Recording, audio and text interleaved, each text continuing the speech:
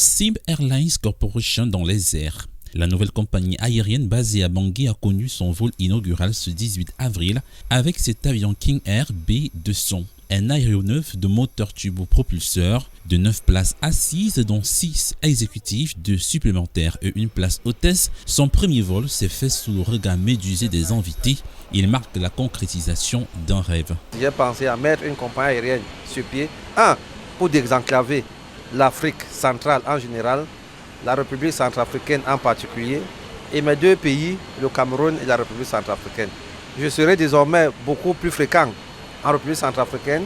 Pour moi-même d'abord, il faudrait plus que je passe par le Togo pour arriver ici, ou alors pour la Côte d'Ivoire pour arriver ici, ou alors par le Rwanda pour arriver ici. Il faudrait que quand je donne rendez-vous au ministre, que j'arrive à 10h, que j'arrive dans son bureau à 10h.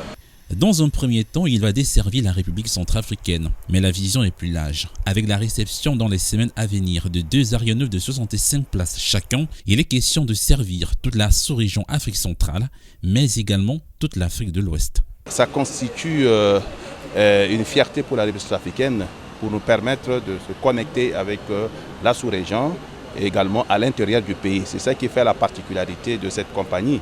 Et donc notre rôle, c'est de faire en sorte que toutes les formalités soient remplies pour que l'on puisse assister à l'envol définitif de cette compagnie qui va participer sans doute à l'essor économique de la République centrafricaine et à la connectivité avec les États de la sous-région. Pourquoi avoir choisi la Centrafrique? Parce que je suis africain. Il ne faut jamais oublier que la Centrafrique, en français facile, je veux dire pays qui est situé au centre de l'Afrique. C'est un pays encore un peu enclavé, mais je pense que si les Africains comme moi ne viennent pas oser ici sur place, ne viennent pas prendre le courage à deux bras pour créer des infrastructures ici, pour créer des emplois ici, le pays va continuer à être désenclavé.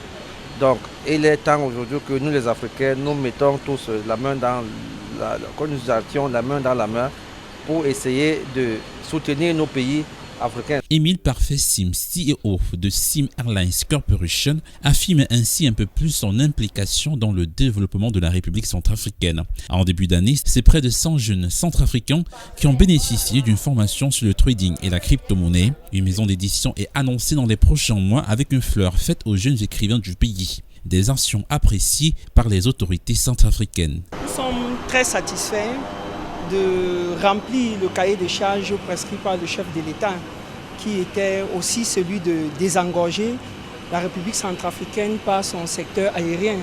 Et aujourd'hui, avoir un investisseur de ce calibre qui vient investir dans ce domaine, ça ne peut que nous réjouir.